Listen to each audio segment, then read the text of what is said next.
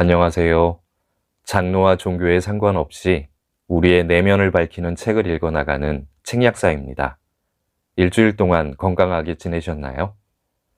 오늘 소개해드릴 책은 어느 경찰관의 사람 공부입니다. 정신세계사에서 출판되었고요. 먼저 작가 소개를 하겠습니다. 지은이 이배동은 대학에서 사회복지학을 전공하고 16년 전에 경찰 공무원이 되었다. 처음 4년간은 극심한 스트레스로 인해 쓰러질 듯 지치고 힘에 부치는 나날을 보냈지만 어느 날 문득 마음의 틈이 곧 해방구임을 발견하고서 심리, 철학, 종교, 상담, 복지 관련 서적들을 닥치는 대로 읽어나가기 시작했다.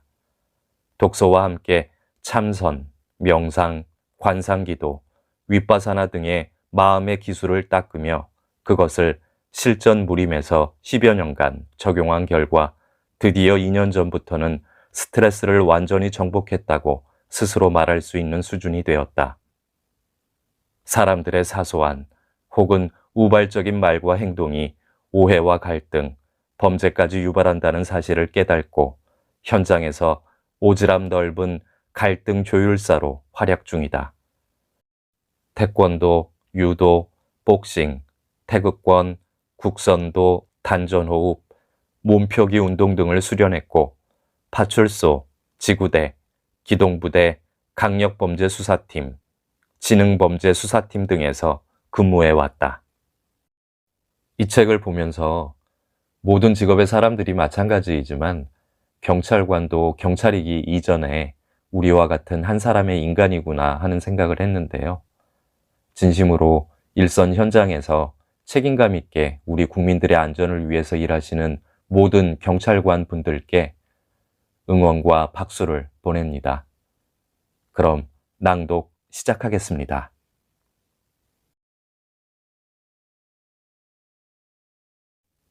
왼뺨에 침을 뱉으면 오른뺨을 내밀라.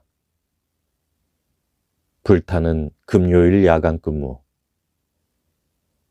먹자골목에서 싸움 났다고 신고 들어왔으니까 빨리 가봐. 예, 알겠습니다. 40대 후반 남자들이 2대2로 엉켜 싸움이라는 쇼를 벌이고 있다. 잠시만요. 무슨 일이시죠? 아, 이 XX가 먼저 욕하고 쳤다니까요. 야, 이 XX 같은 놈아. 뭐야, 이 X자식. 어깨로 먼저 쳤잖아. 죽여불라. 아저씨들 진정되려면 몇 시간 걸리겠다. 기다릴 시간은 안 되고 복잡하게 얽혀서 싸운다. 때마침 지원 순찰차가 도착. 어떻게 하시길 원하세요? 어떻게 하긴 뭘 어떻게 해. 저 새 X 저거 콩밥 먹어야지. 너도 마찬가지야. 이 새 X야. 또다시 엉겨붙은 아저씨들. 잠깐만요. 법으로 하길 원하시는 거죠? 당연하지. 저런 새 X는 콩밥을 먹어봐야 한다니까. 저런 놈 때문에 대한민국이 이 꼴 아니야. 뭐야? 이 XX야. 너는 더한 놈이야? 무슨 욕 장기자랑 나온 것도 아닌데 너무너무 잘한다. 됐어요, 다들. 본인들이나 잘하시고 뭐 잘했다고 욕하고 싸우고 그러십니까? 정말 처벌을 원합니까? 당연하지. 나도 처벌해. 처벌한다고. 2대2. 서로 때리고 맞았단다. 알았습니다. 이쪽 2분, 또 이쪽 2분, 폭력행위 등 처벌에 관한 점점점 변호인 어쩌고저쩌고 점점점 할 수 있습니다. 가시죠. 갑자기 한쪽 아저씨 고함을 지르며 덤벼들 기세다.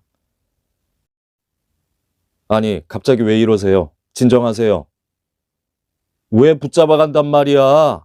XX면 다야? 어? 니들이 뭔데 그렇게 잡아가냐고? 아까 설명드렸잖아요. 이제 그만 설명합니다. 지구대로 가서 진술서 드릴 테니까 쓰실 분들은 쓰세요. 겨우겨우 양편을 분리하고 순찰차에 태워 지구대로 이동. 지구대 사무실. 2명은 쓰는데 이쪽 2명은 난리법석, 소란야단. 아니, 그런데 저 XX들이 먼저 때렸다는데 왜 우리가 처벌받느냐고. 이래도 돼? 민중이 지팡이가 이 XX들아, 지팡이가 이래도 되냐고. 내가 세금 낸 거 갖고 먹고 사는 놈들이 편파적으로 해도 되냐고. 나 가만 안 있을 테니까 청와대 방송사에 신고할 테니까 니들 두고 봐. 이 XX야. 에라 이 XX 새 XX들아. 오면아 스트레스 받는 거. 서로 가해자이자 피해자면서 먼저 때린 쪽만 잘못이라는 도덕적 편견인가? 아무튼 저 입을 어떻게 했으면 좋겠네. 세금은 지들만 냈나? 나도 월급에서 자동으로 빼가는데. 선생님들, 경찰한테 욕하면 불이익 받을 수 있으니까 진정하시고요. 협조하세요. 네? 서로 원하는 게 법으로 하는 거라고 했잖아요. 너 같으면 진정하게 생겼냐, 이 XX 같은 놈들아? 모욕죄로 처벌할 수 있습니다. 그만하세요. 왜? 처벌해라, 처벌해. 너 같은 놈들 때문에 대한민국이 이런 거야, 이 XX 놈아. 너희 아우 돈이나 받아 처먹고 말이야. 이상하다. 들린다. 들려. 이 사람들 말이 있는 그대로 들린다. 이게 뭐지? 좀 전까지 스트레스 받아 죽을 것 같았는데 그냥 무심하게 들어지네. 맞아. 죄는 미워하되 사람은 미워하지 말라는 말이 이 말인가 보다. 가슴이 찌릿찌릿하네. 욕으로도 말로도 들린다. 이제 결정은 내가 한다. 모욕죄로 할지 말지 결정권이 내게로 왔다. 선생님, 제 부탁은 진정하시고 협조해 달라는 겁니다. 에이, 이 XX 같은 놈아, 네 마음대로 해. 내 얼굴을 향해 가래침을 뱉어냈다. 오리지널 누런 가래침. 하필이면 왼뺨에 맞아버렸네. 그래. 이 순간 최선은 뭘까? 나 자신한테 물어보자. 엄청 바쁜 와중에 지금 최선은 이 사람들을 진정시키고 빨리 사건 마무리 지어 경찰서로 보내는 거? 아님 모욕죄? 폭행죄까지 정식으로 포함시키는 거? 그래, 결정했다. 이 오빠를 진정시키기로. 선생님, 이렇게라도 화가 풀려야 협조하시겠다면, 꼭 그래야겠다면 이쪽 뺨에도 뱉어주세요. 대신 제가 안내하는 대로 협조해 주셨으면 합니다. 침뱉은 아저씨, 그 한마디에 갑자기 움찔하더니 아무 소리 않고 자리에 앉아 경찰서 갈 때까지 진술서 쓰고 협조한다. 왼뺨을 맞으면 오른뺨을 내밀란 말이 이런 것이구나 생각을 해본다. 예전이라면 수치심도 느끼고 분노도 치밀었을 것이다. 능숙하게 이런 사람들을 상대하지 못하던 내게 이런 이해가 찾아오다니. 앞으로 이 유연함이 더욱 크게 발휘될 것을 생각하니 기분이 좋아진다. 이것에다 이름을 지어볼까? 몸과 마음과 정신에도 촉이 있으니 그 촉을 센서라고 하자. 감지하는 센서. 그러니까 감지도.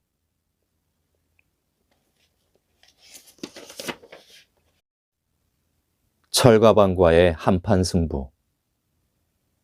명절이면 시행하는 비상근무인 일제 검문 검색. 수많은 인파가 오가는 검문 장소로 의경 4명과 이동했다. 전 국민을 여기에 모아놨나? 왜 이리 사람들이 많은가? 그때 갑자기 저기 멀리서 도로를 가로질러 인도를 타넘고 사람들 사이를 번개처럼 헤치며 달려오는 오토바이 한 대. 어떻게든 세워서 주의를 시켜야겠다. 헬멧 안 썼고 오토바이 뒤엔 배달통이 달려있다. 오토바이 운전자들이 신경 쓰는 건 대부분 헬멧 미착용 벌금. 겁나게 운전하는 오토바이 앞에 딱 서서 정지시키고 경례, 소속, 위반사항 고지라는 절차를 밟았다. 안 했다간 민원이 들어올 수도 있다.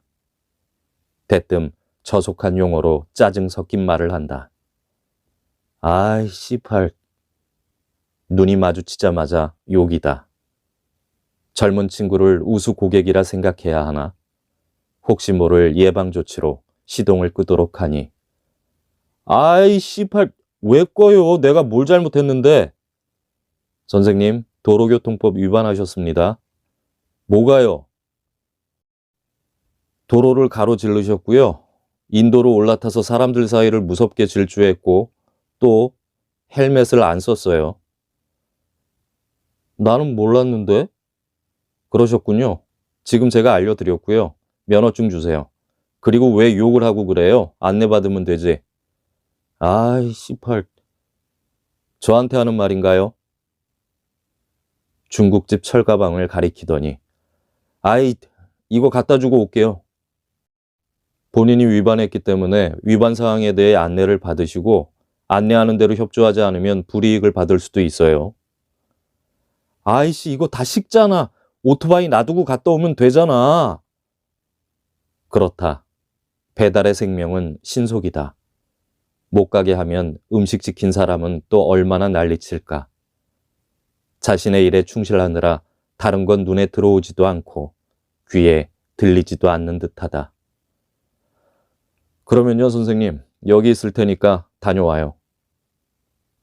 그랬더니 오토바이 키를 꽂아둔 채 철가방을 들고 쏜살같이 달린다. 나는 옆에 있던 의경에게 질문을 던졌다. 저 사람 이따 배달하고 나올 때 어떤 식으로 나오겠냐? 잘 모르겠습니다. 그래? 그러면 철가방의 생명은 뭐야? 신속 배달입니다. 그래 맞아. 그런데 철가방의 생명인 신속 배달을 누가 방해한 거야? 저희가요. 오, 괜찮은데? 맞아. 그런데 다시 그 생명인 신속 배달을 계속하도록 해준 건 누구지? 저희입니다. 그래. 그러면 저 사람이 생명인 신속 배달을 완수하고 나면 감정이 어떻게 되겠어? 괜찮아질 것 같은데요. 그래. 감정이 추슬러지면 배달하고 나올 때 우리한테 적발된 거 차근차근 생각해 보겠지. 그러면 누가 잘못했고 누가 말을 함부로 한 거라 생각하겠어. 배달한 사람이요. 그렇겠지. 이제 어떻게 나오는지 기다려봐. 예. 잠시 후 젊은이가 철가방을 들고 멋쩍은 표정으로 나온다. 선생님, 위반인 거 아직도 모르세요? 알죠. 그러면 I18이라고 그렇게 말해도 돼요? 죄송합니다. 면허증 줘봐요. 봉선하게 주머니에서 지갑을 꺼내 면허증을 건네준다. 90년생이네? 나이가 꼭 규정 짓는 기준은 아니더라도 스스로 생각할 수 있는 마음을 더해주려고 어이없어하는 표정을 지어 보였다. 나이 차이가 많은 사람한테 납득할 만한 이유 없이 함부로 욕을 하는 것은 싸움을 거는 것이나 다를 바가 없으니 말이다. 예, 죄송합니다. 이제야 보통 사람들이 말하는 상식이 통하는 마음이 돌아왔나 보다. 젊은 친구야, 경찰한테 그렇게 말하다가 공무집행 방해나 모욕죄로 일이 커지면 어쩌려고 그래? 알아요. 저희 가게에도 공무집행 방해로 벌금 몇백만 원 낸 형이 있어요. 거 봐. 그리고 내가 뭘 어떻게 하겠나? 대뜸 성질내고 욕하면 어쩌라고. 제발 부탁이니까 법규 위반도 최소로 하고 헬멧도 썼으면 좋겠어. 안전운전 해주면 더 좋고. 진짜 가게에 헬멧이 없어요. 또 삐딱하게 말하네. 내가 사줄까? 제 돈으로 살게요. 기분 좋게 들어가고 다치지 않게 운전하는 거 잊지 말고. 그리고 다음에 또 보자고. 이런 식으로는 안 봐야죠. 이런 식이 무슨 식인데. 본인이 만든 이런 식이면서. 죄송합니다. 알았어요. 다음에 또 욕하면 가만 안 둬. 네. 누구나 원하는 것에 정신이 팔려 있다. 그 원하는 것을 못하게 하면 공격적으로 변한다. 원하는 것을 제때 알아줄 때 불필요한 일에 수고를 덜게 된다. 한국 사람들 성질 급하고 감정 앞세우고 바쁘게 살아간다는 건 이미 잘 알려진 사실이다. 어른들은 요즘 젊은 것들은 예의가 없다고 말한다. 하지만 알고 보면 경계가 없다. 어른과 젊은이의 경계가 무엇이란 말인가? 딱히 정할 수 없다. 마치 피부 위에서 손등과 손목의 경계를 정확히 짚어보라면 할 수 없듯이 어른과 젊은이, 지식인과 못 배운 이의 구분은 필요치 않다. 상식은 누구나가 다 아는 것이다. 유치원 때, 초등학교 때 다 배웠다. 단지 조금 생각할 시간이 필요할 뿐이다. 서로의 마음을 헤아릴 역지사지, 그 시간이.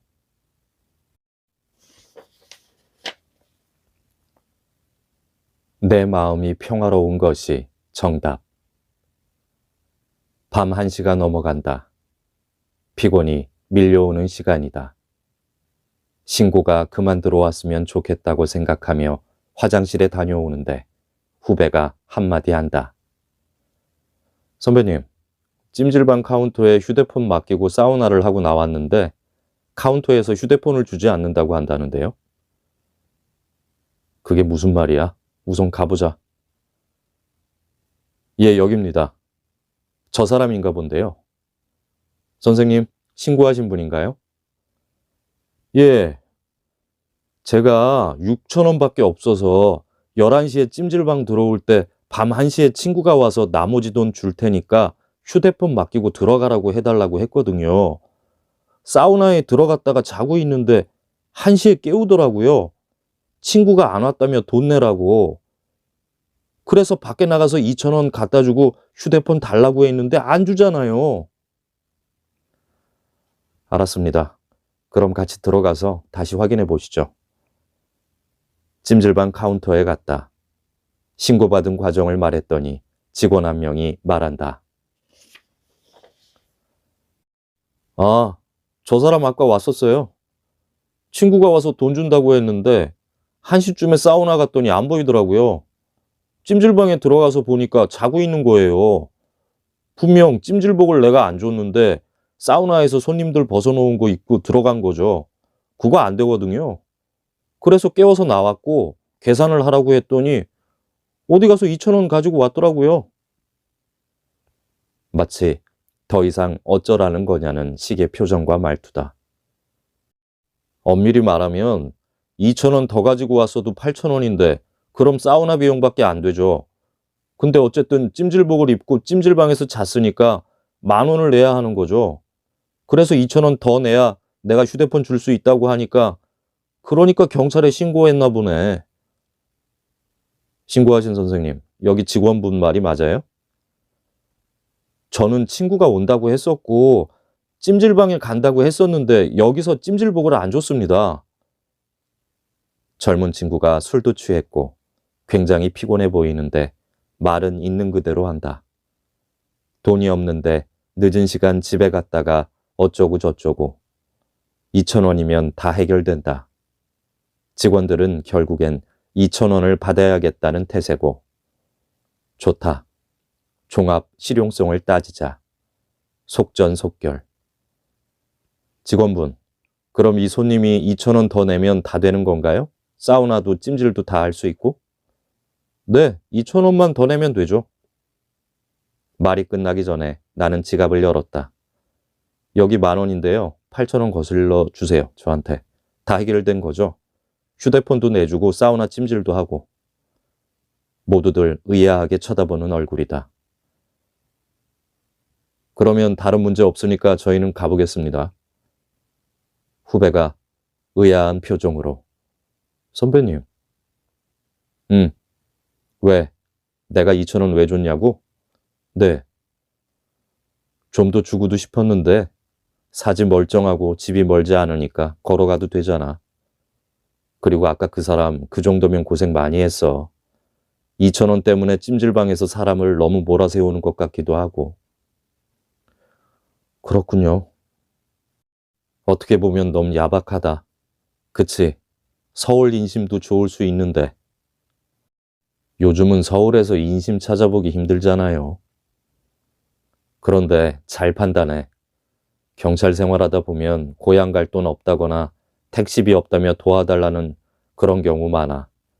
모든 경우에 다 돈을 줄 수는 없잖아. 그때그때 다르다고 생각해. 수많은 경험을 통해서 안목을 키울 수밖에 없지. 경험 지식 말이야. 사람을 판단하고 평가하는 데에는 정답이 없다. 판단하고 평가하는 사람의 잣대가 무엇인지, 어떤 색의 안경을 썼는지에 따라 달라진다.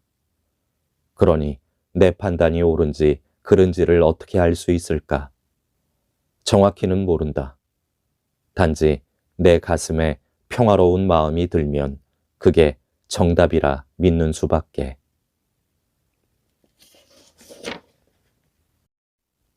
사이.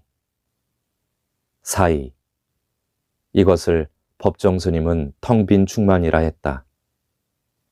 텅 비었을 때 꽉 채워지는 뭔가가 있음을 가르치신 것이다. 성경에 왼뺨을 맞으면 오른뺨을 내밀라.